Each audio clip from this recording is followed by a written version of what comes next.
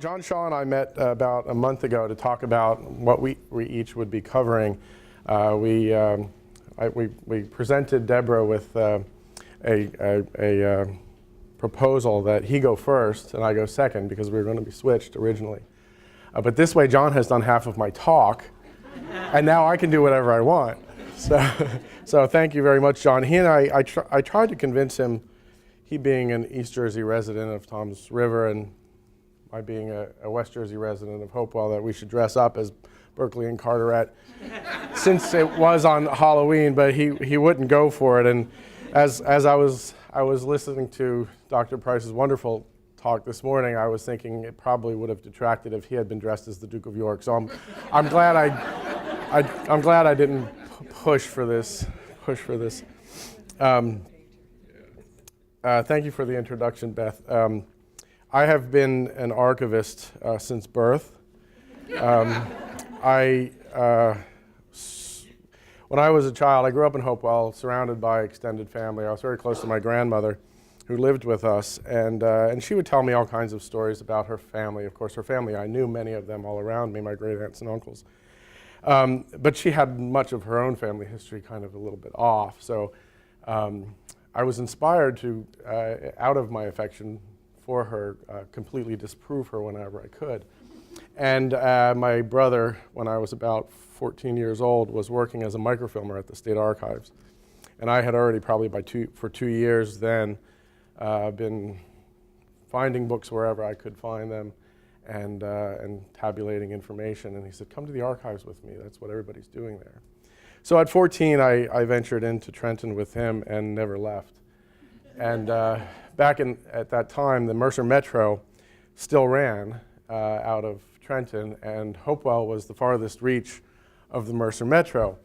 And there was one bus on Saturday mornings, or at least the last bus was about 9:15 in the morning. And I would plan a trip into Trenton. Of course, the State Archives was in the State Library at that time.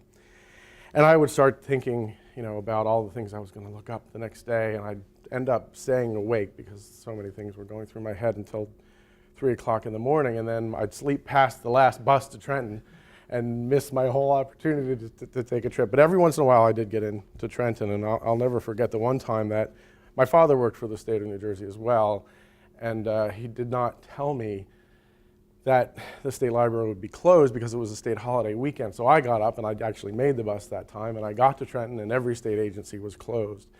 And here's this suburban white kid in the middle of Trenton and calling his mother on a payphone saying, Mom, nothing's open here. Please come to Trenton and pick me up. And she was not happy with me that day. But anyway, I've been at the archives as an employee since 1983. I was an undergrad processing assistant and then joined the full-time staff in 1989. So when I say that I've been an archivist since birth, I'm not that far off. I'm really honored actually to be here presenting with Dr. Price and with my colleague John Shaw. John's wife, Jeanette Jackson, worked at the archives as an archivist for many years and retired a few years back. And so and I counted, I was keeping score. John mentioned very affectionately his wife, who he completely ignored apparently, 4 times in his talk. I'm going to call her later.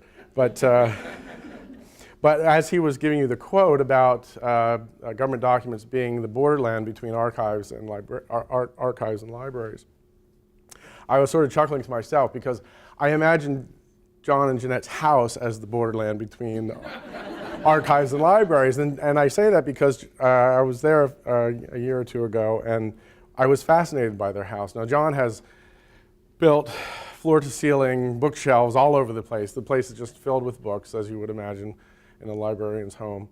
And Jeanette has a fascination with model trains. And so we're going through the house, and there's bookshelves everywhere. And then we get up to their bedroom. Of course, there's floor-to-ceiling bookshelves in the bedroom as well. But part of the bedroom is dedicated to a whole village of model trains. And it was fascinating. It was the coolest bedroom I'd ever seen. It was, trains are going around. And so I was thinking, John, if you had just put some train tracks or model train into that slide, she would have loved it.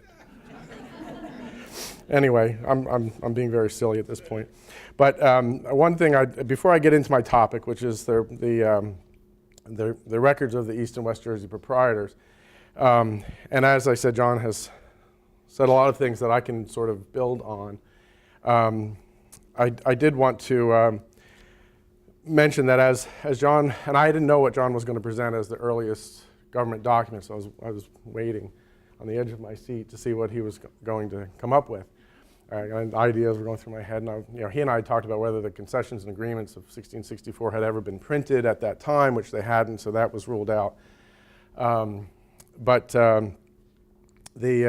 Richard Nichols, the governor in New York's instructions on how you could come and plant a town were printed, and I was afraid, because he was talking about that he was going to call that the first New Jersey public or government document. So I was all ready to refute that. Privately, of course, but he passed over that and went to 1702. So I thought that was an acceptable conclusion that he had made, because the instructions that were issued by Richard Nichols in 1664, prior to him knowing that New Jersey was New Jersey, related to the Duke of York's more vast territory, and specifically he wanted settlements on the west side of the Delaware, which he called Albania. So if anything, maybe a province of New York or possibly a province of Albania government document, that would have been, but certainly not a New Jersey government document because New Jersey didn't exist yet. I'm going to talk about a fairly esoteric topic, which is the records of the East and West Jersey proprietors.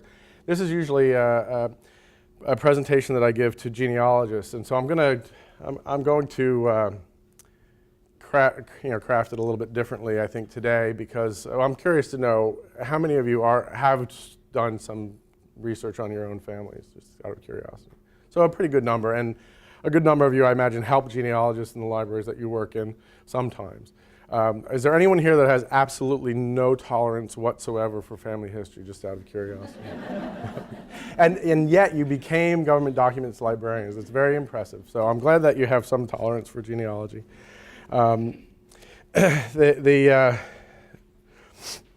The handouts that I brought with me today, I've put up in the front of the room here. Some of them are substantial. For example, the guide to using the records of the East and West Jersey proprietors is a 38-page document, and I didn't think that you all necessarily needed to have a copy to take home, but I did print 20 copies. I looked at the print job before I hit the OK button, and it said 399 pages to print the 21 copies that I did, and I went ahead and printed it. So please feel free to take a copy there. There's also up front this flyer that we did on the Duke's grant of 1664. If you're having trouble sleeping and you want to read a land transaction from 1664, that might help.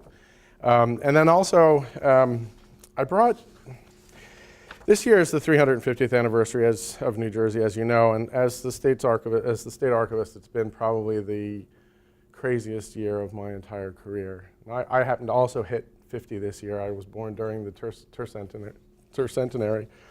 So this has been a very special time for me, and I had the honor of writing one of the blogs for the official New Jersey 350th website.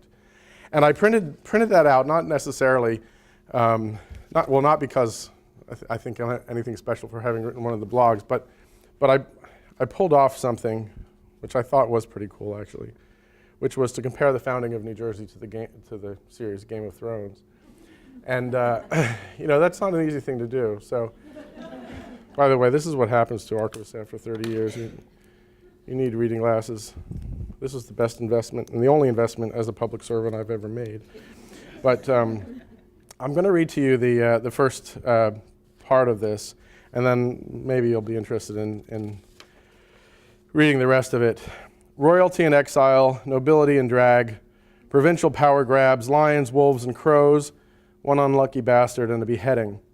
No, I'm not talking about the HBO series Game of Thrones. I'm talking about the founding of New Jersey. I was very proud to have pulled this off. I didn't know as a public servant whether I could really get away with being so racy.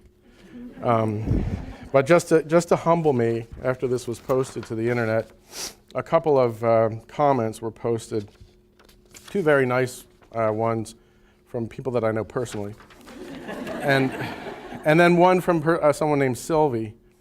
And I suppose it might change the meaning of this slightly depending on which word I emphasize. Because I do talk in there about how Governor Philip Carteret was arrested and beaten for presuming to govern over New Jersey after the Dutch took over New Netherland and then surrendered it again to the English. So he was arrested by Edmund Andros and brought to New York for trial and beaten and died a few years later. Most historians think partly as a result of the wounds that he sustained from that time. But anyway, Sylvie, at the end of my long comparison of the founding of New Jersey to the Game of Thrones, says, "I love New York." Or, "I love New York," or, "I love New York."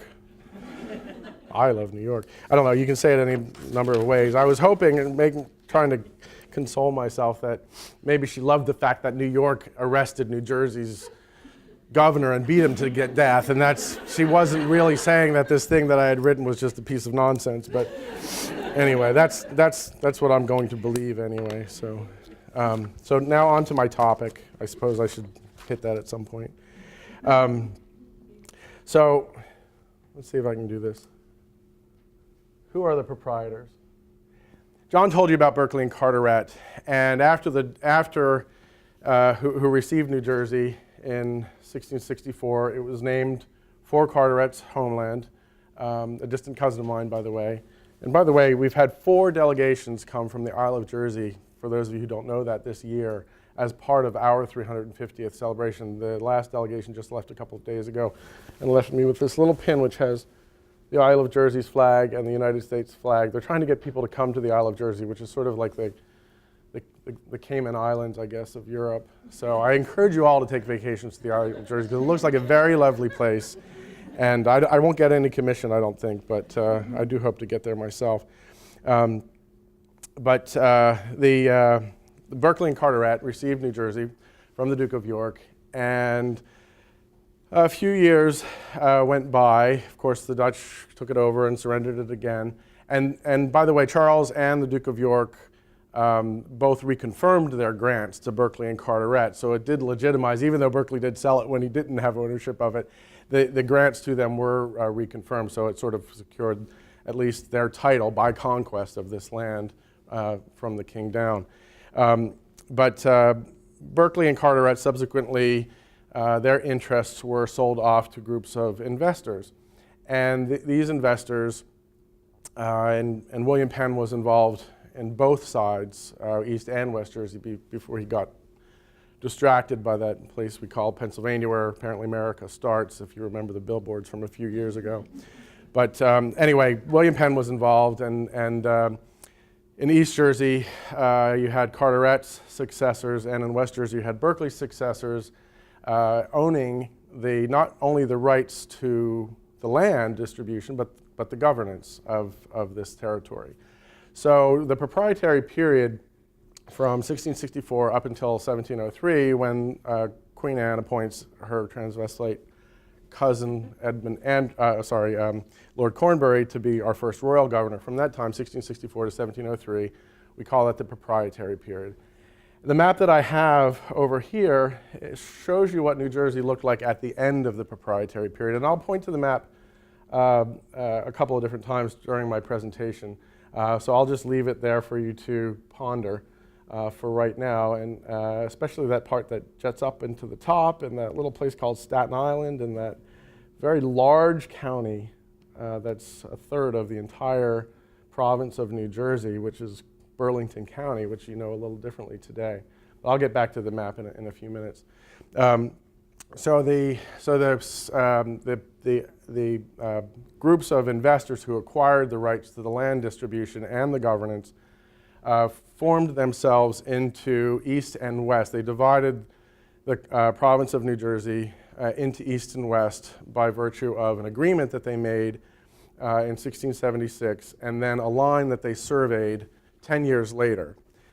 and I'll talk about the line a little bit. But because they held the land rights, they were able to divvy up and survey the land and sell it to the people that actually wanted to come and settle. And some of them did, but many of the proprietors did not come. The actual owners of New Jersey did not come to New Jersey. Either way, by the 1680s, you have the investors having received the rights from Berkeley and Carteret and calling themselves the East and West Jersey Proprietors, respectively, based on the division line that they came up with. Now, just FYI, the division line that they had agreed to in 1676 starts at this point, but it should go about to here. George Keith was hired to do the survey line, and he went all the way up into Hunterdon County and realized that this was projected way too far west. So the governors in East and West Jersey agreed that they would follow water courses in the northern part of the province to compensate West Jersey for what they would have lost otherwise. So that's why you see this nice straight line here, which is called the Keith line. And if you're from this area, you know there's a place not too far from here called Province Line Road.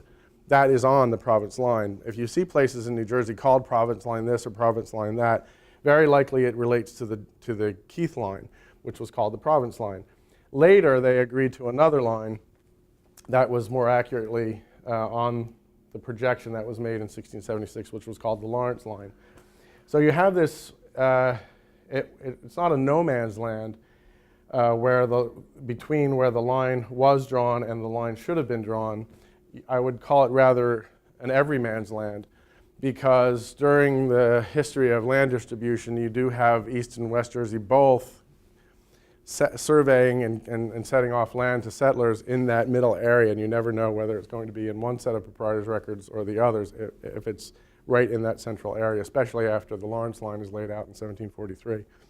Anyway, to get back to who the proprietors are, in 1702, riotous New Jersey was no longer something that the proprietors wanted to govern, and they petitioned the Queen. They had been petitioning for some time, but they petitioned the Crown to relieve them of governance, which finally happened, and that's when they no longer were governors of East and West Jersey, but they retained their land rights. And remarkably, they retained their land rights through the Revolutionary War, and in the case of West Jersey, right up to the present day. In the case of East Jersey, and both of the proprietorships had their records in little buildings, Surveyor General's offices in Perth Amboy and Burlington, New Jersey, which were the capitals, the dual capitals of New Jersey before Trenton became the capital in 1790. And East Jersey proprietors, a few years before 1998, attempted legally to recover a multi-million-dollar tract of land, oceanfront property, that had been, as they claimed anyway, squatted on in the 1850s, I think. And now this family was going to be making a whole lot of money from the sale of this property, and the East Jersey proprietors believed that it was really legally theirs.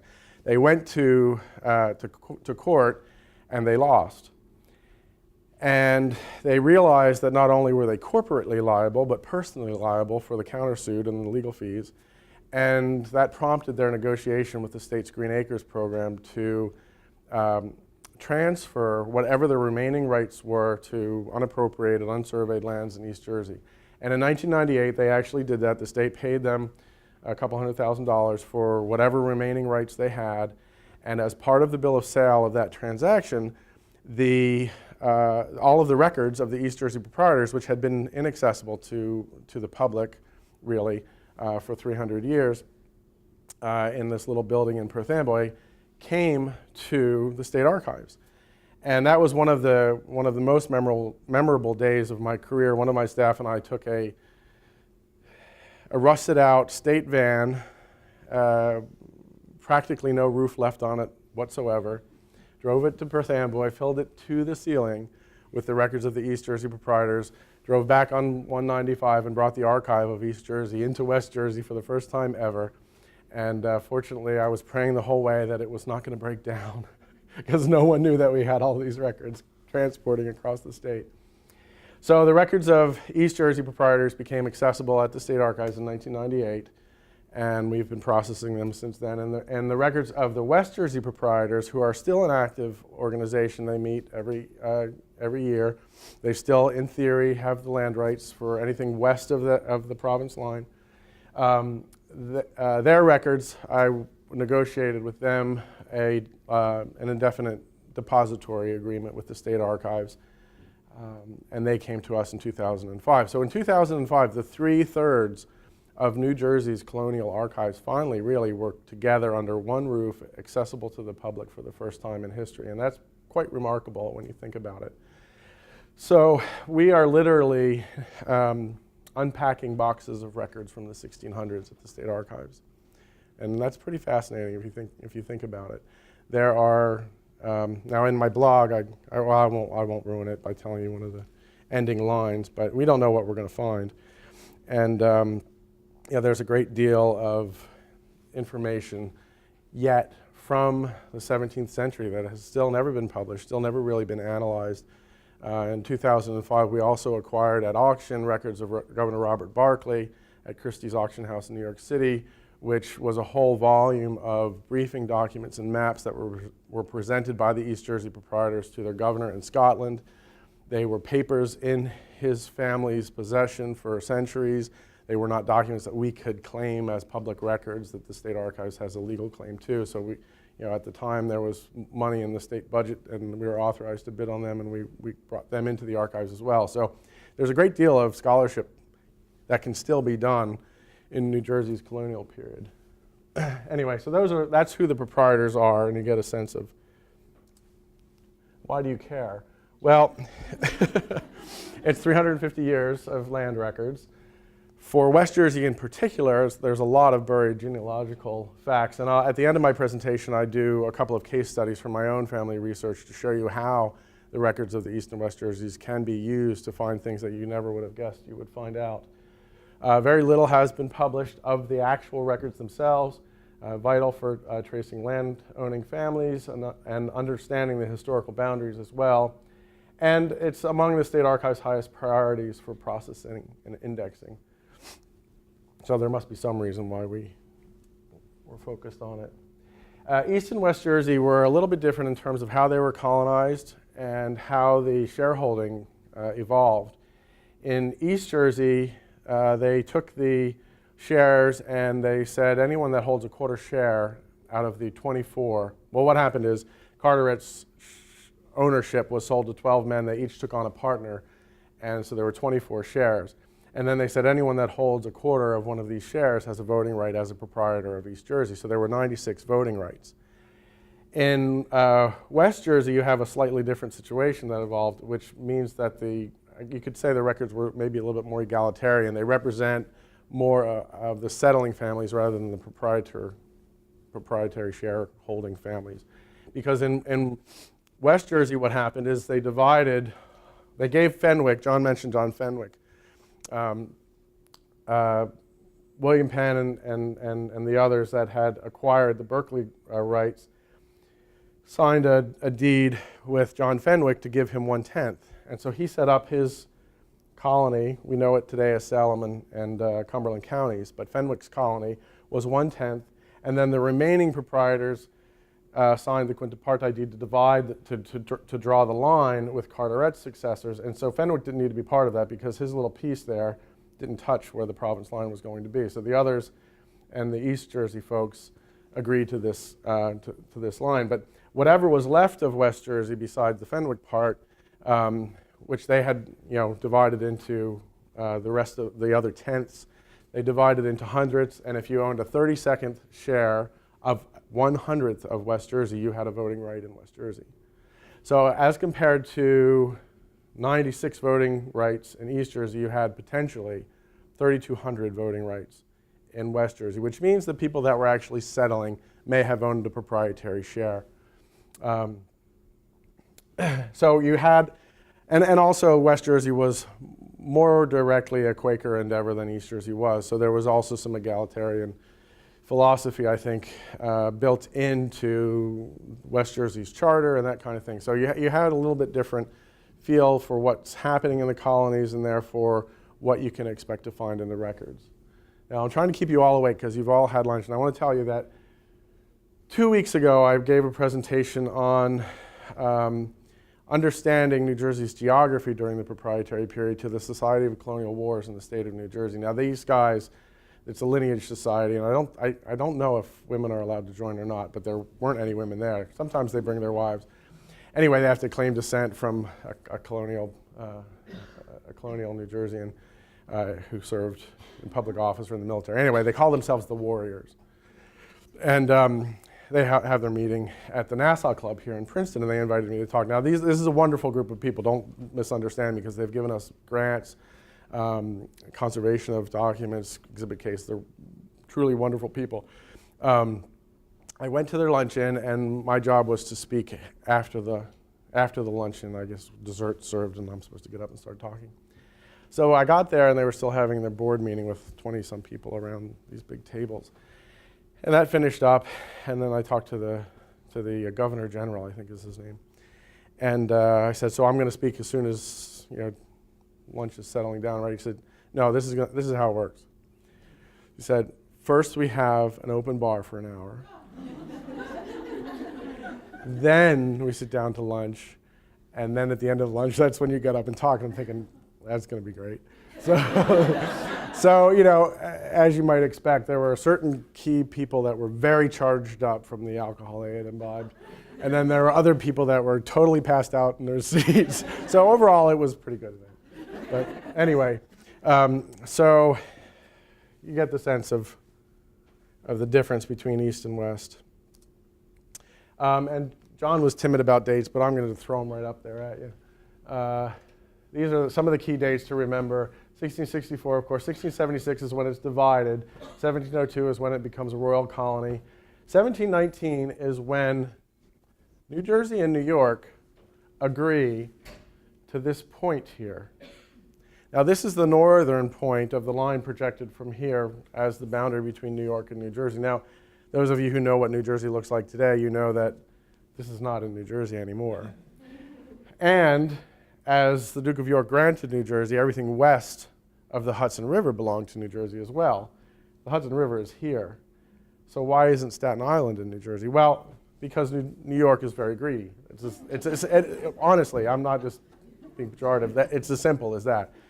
Part of it stems from the situation where Richard Nichols in New York didn't know that New Jersey had been deeded off. And so he was settling places like Elizabethtown, and even Woodbridge and Piscataway grew out of that patent that he had issued, the Monmouth patent, Shrewsbury and Middletown, and Staten Island. And so by 1683, by the time the East Jersey proprietors really got their act together and they had their Governor Berkeley in Scotland, and they wanted to really settle and get what they were due in terms of the profits from the land sales, Staten Island was already settled by New York. In 1683, New York called it Richmond County. It was lost by the time Governor Berkeley even got here. But this little piece up here, New Jersey was successful in getting New York to sign an agreement in 1719 that this belonged to New Jersey. But lo and behold, in 1765 or so, there were lots of questions about that, because settlements, who had the governmental jurisdiction over this. And so New Jersey and New York both agreed to be mediated by the Crown. And at that point, despite what New York had agreed to, New York said the line came like this. And so the Crown's commissioners compromised and gave 200,000 acres that were clearly, based on the Duke's grant, New Jersey, and had been acknowledged as New Jersey by New York already, ended up as Sullivan, Rockland, and Orange counties, parts of them, in New York. So 1719 is the date that New York agreed to that, and 1769 is when it was reneged upon. So this just gives you an idea of the different dividing lines and early settlements. By the time the East Jersey proprietors really were organized to start distributing land, there were 7 settled towns in New Jersey, in East Jersey.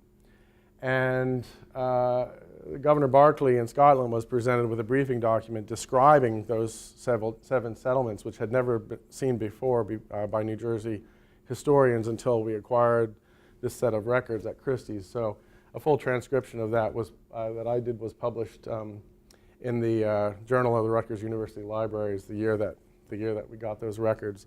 And that really gave some insights. In fact, it's an interesting aspect because they really identify what the slaves did in those towns to build those towns even between 1664 and 1682 when the thing was written. And it talks about how many slaves were there and how many people were working on the building of the town and what the populations were and that kind of thing. So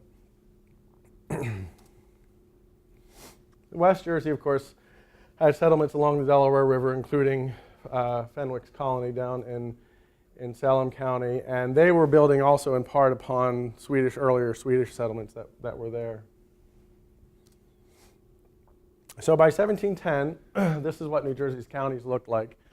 That's pretty close to the same thing that I have here, but this also shows you this is West Jersey and this is East. Monmouth was split into Ocean, Middlesex, Somerset had been carved out of it, Mercer was created from a number of counties. Most of these 2 or 3 counties were split out from it, and Burlington, all of the Delaware side of northern New Jersey came out of original Burlington County, which included land in New York.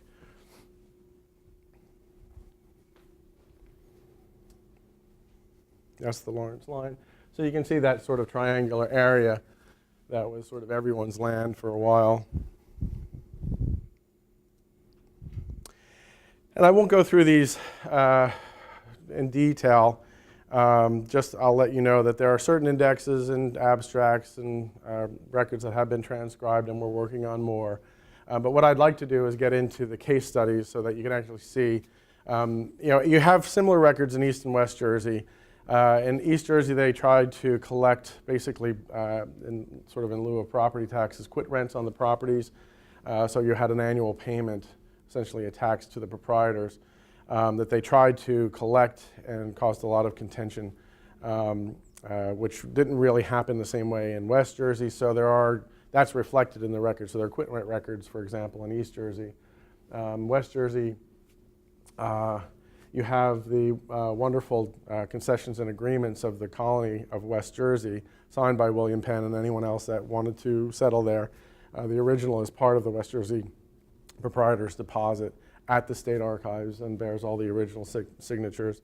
So there are some unique parts of the different records, but you're going to have surveys, you're going to have minutes, some deeds, and occasionally some other records relating to shareholders and that kind of thing. So how did it work? How did the proprietorship work and the land distribution work? I need some volunteers. So Dr. Price, you're going to be the wealthy proprietor. John Shaw is going to be the surveyor general.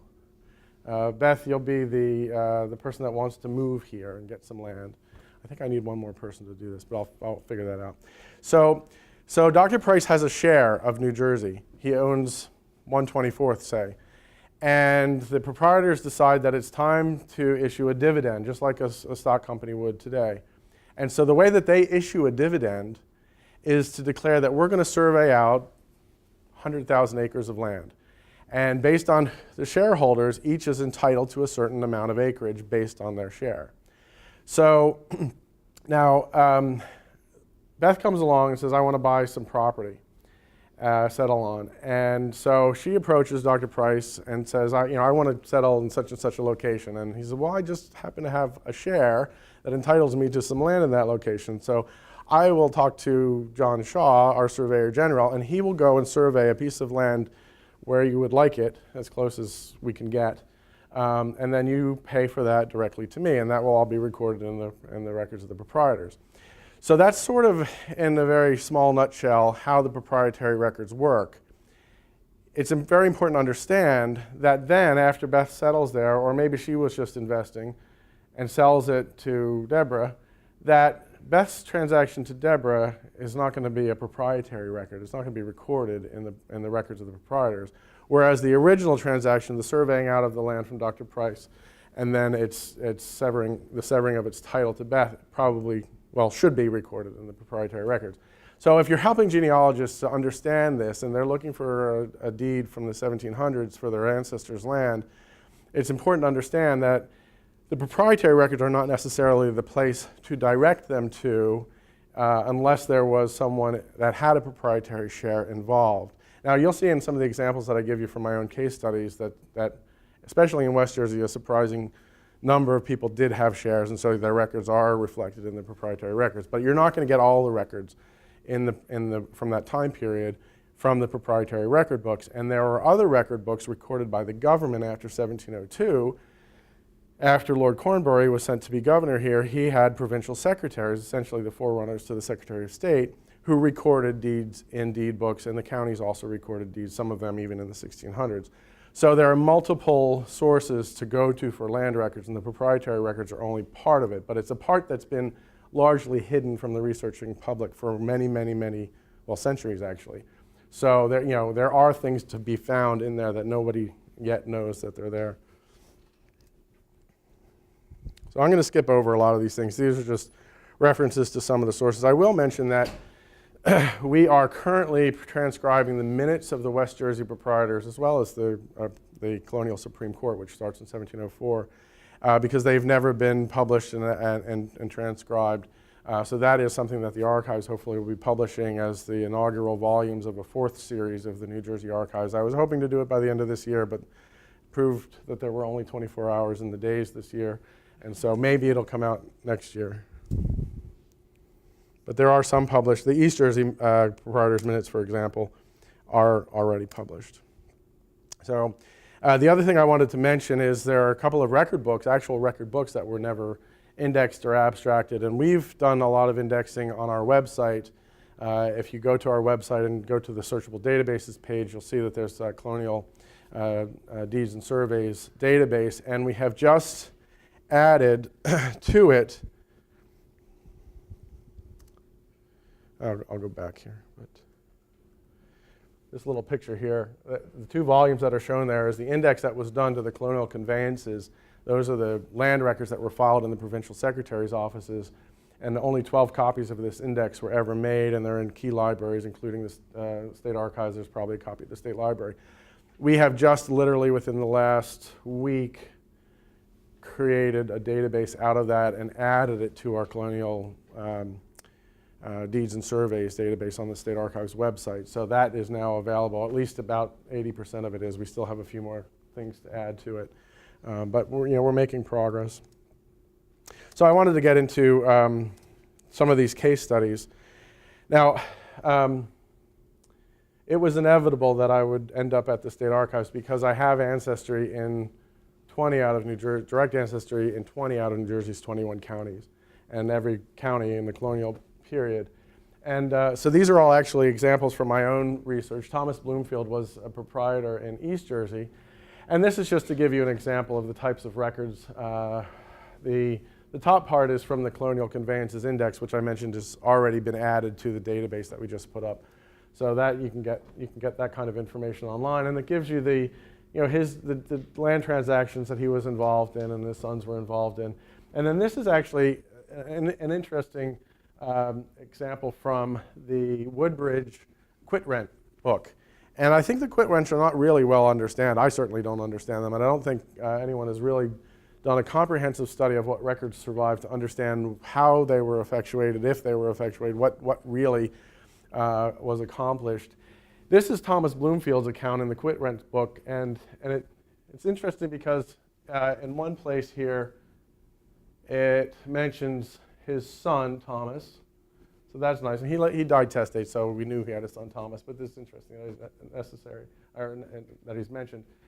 But this was fascinating to me here. 1671 paid the government in wheat, so he paid his quit rents with wheat to the government. And in this case here, because he was a proprietor, if you can see that, it says 1673, paid to himself. So because he was a tax collector and a taxpayer, apparently he could just pay himself. I'm trying to work that out, but I keep getting tax bills. So now this case here is relates to a Reynolds family. Now, that I'm descended from. In East Jersey, in Monmouth County, the Scottish proprietors, who were Quakers actually, brought in Scottish indentured servants, and for a period of years they would work with the promise of a land distribution to them at the end of that period. And William Reynolds, I've given you the punchline already, but I'll start with John Reynolds, my direct ancestor in New Brunswick. John Reynolds dies in 1766 in New Brunswick, and in his will, he bequeaths land in Middletown Point and a lot at Mount Pleasant in Monmouth County, and also a lot in Perth Amboy. And I didn't know at the time who John Reynolds' father was, and this was a very important clue that in 1766 he would have rights to property in these locations where Scottish indentured servants were given their land distributions at the end of their servitude. And I discovered that a William Ronald, or Reynold, and if you look at the original records, in all the published sources he's Ronald, but in the originals and as he signs it, it's R-A-N-A-L-D, so it's Reynold. He dies in 1709, and he mentions a son John and a son James and a number of daughters. Now, John Reynolds in New Brunswick, my ancestor, he mentions also in his will a brother James. And his daughter that I'm descended from is named Euphemia. So in this family group here, William Reynolds, Ronald, has a son John, a son James, and a daughter Euphemia, which might be the namesake of my Euphemia. So I was very interested in this family, and so I started researching William Reynolds. And it turns out that his importation from Scotland with other indentured servants and the land distributions that they all received at the end of their period of indenture were all very well documented in the records of both the provincial secretaries and the East Jersey proprietors. And that in 1687, they petitioned the Scotch proprietors, the proprietors of East Jersey, for the land that they were to receive, and they all received lots in these same places that John Reynolds later on is bequeathing property in his own will in 1766. And I have a little bit more work to do on this particular one, because what I need to do is actually compare the piece of land that William Reynolds received to the piece of land that John Reynolds is then bequeathing later on. But I have enough here to be satisfied that this is a lineage of land. This is not the best example to show you, because there's others that are going to be a little bit more sort of clinchers.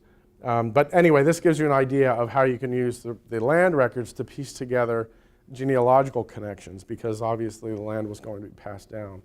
And not every transaction is necessarily recorded.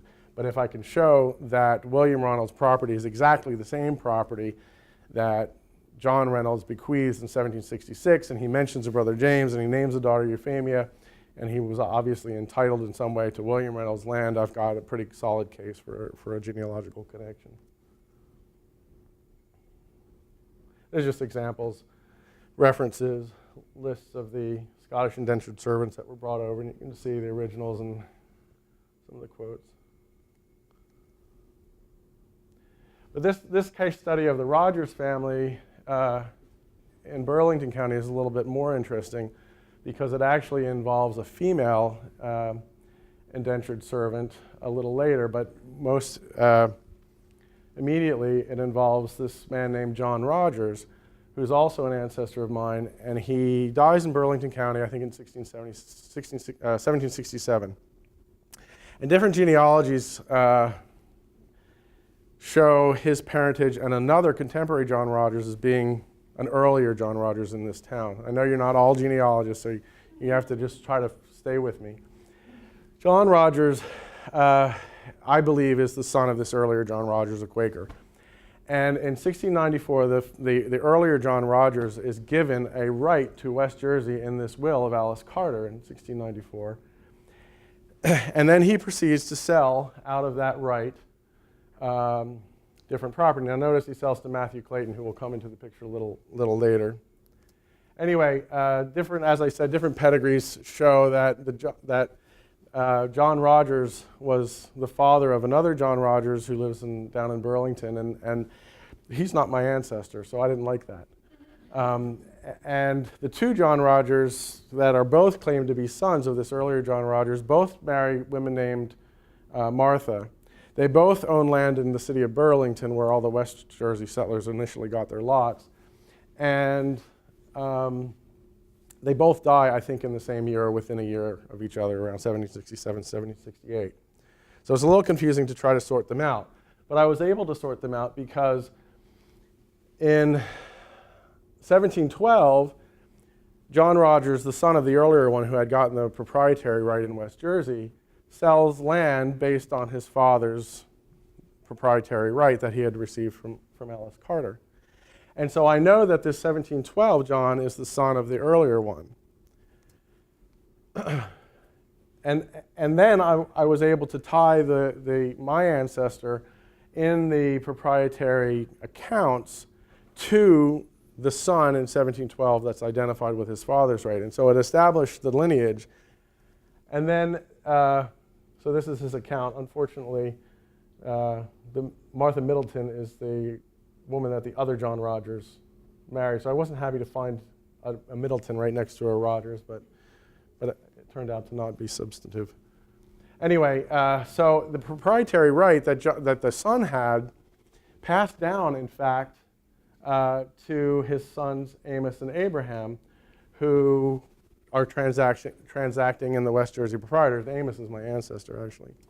And in Amos's will in 1807, you can see in his estate inventory, it says it actually values it says a propriety right of West Jersey. And so that establishes from 1694 up until 1807 the inheritance of one of these shares. And that sort of clinched the whole thing in terms of who was the real John Rogers Jr., son of the original settler. But what's more interesting, actually, is John Rogers Jr., my ancestor, married a woman named Martha Clayton. The Claytons and the Rogers lived right next to each other on the Delaware River lots down by Crosswicks. And buried in one of the early deeds for the Clayton family, actually it's the mother, Sibylla Clayton, the wife of Matthew Clayton in 1694, she is identified as an indentured servant of Alice Carter. And the deed recites Alice Carter's earlier marriage, what her name was, and it records that Sibylla Clayton, now the wife of Matthew Clayton, was formerly Sibylla Buckworth. And it gives the location of these families in Yorkshire, I think. Identifies that she was promised a tract of land after her indentured servitude, starting in 1694, I guess it was. Or no, I think it was ending in 1694. Now, there's a tract of land here that is transacted between the Rogers and Clayton family along the Delaware. The Burlington records, by the way, indicate that Matthew Clayton died, he drowned in the Delaware in 1694, and his wife Sibylla then was a widow. So you can see that he lived right on the river there. That's a sketch that I had done.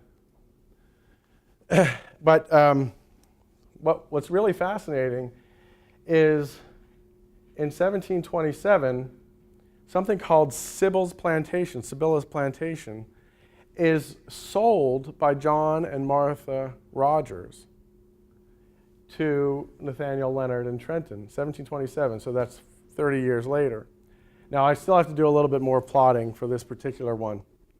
But Sibylla's Plantation, based on all the information that I have, is clearly the piece of land, the small lot that Sibylla Clayton got as payment for her indentured service, and it passed to her daughter Martha, and Martha and her husband, John Rogers, sold it 30 years later, and then this is how it's described at that time.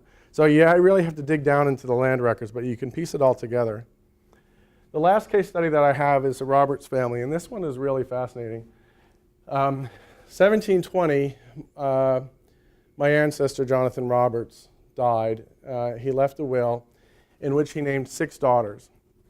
Now, if you read the will, the abstract doesn't tell you this, but if you go to the original will, you will find out that he had 6 daughters who were living, but his wife was with child.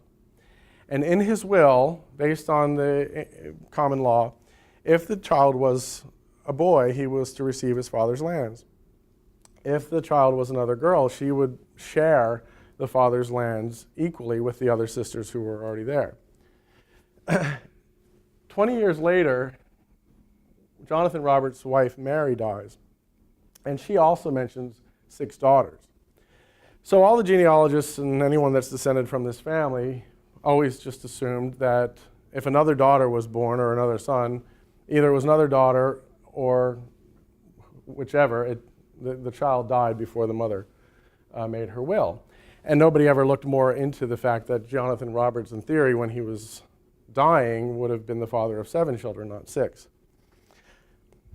And this is actually his original 1720 will. And he says, secondly, inasmuch as my well-beloved wife is now with child, should she be delivered of a boy, I will and bequeath all my lands and tenements unto him, his heirs and assigns forever, in case he lives to take possession of them. And if not, or that it should prove to be a girl that she goes with, I give and bequeath the same, viz. Lands and tenements, to be equally divided with her among my other children. This is interesting just in and of itself, that an unborn child had rights to an entire estate, but that's a whole different question. Now, what I didn't tell you is, and this is really going to stretch your genealogical capacity, I hope you can bear with me. Jonathan Roberts was one of 12 children of his mother. 6 of them by Mr. Roberts and 6 of them by Mr. Furman. So he had half-brothers named Furman, and 2 of his Furman sisters married men named Hart. So John Hart, the signer of the Declaration of Independence, is his nephew. His sister Martha Furman married Edward Hart. But he has a half brother-in-law, Richard Hart, and a half brother, Richard Furman.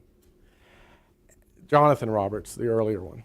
I was going through the records of the West Jersey Proprietors and accidentally stumbled upon this 1745 transaction in which Ralph Hart and Richard Furman are cashing in on a proprietary share with Nicholas Roberts. Now, I didn't know who Nicholas Roberts was, but they have a brother, Jonathan Roberts, and I happen to be descended, by the way, from Ralph Hart, Richard Furman, and Jonathan Roberts, which might explain my craziness. But anyway, it would appear that there's a connection here between these 3 men, and in fact, there is, because the land record itself says, and the said Nicholas Roberts became seized of one other part as heir to the said Jonathan Roberts, his father, deceased.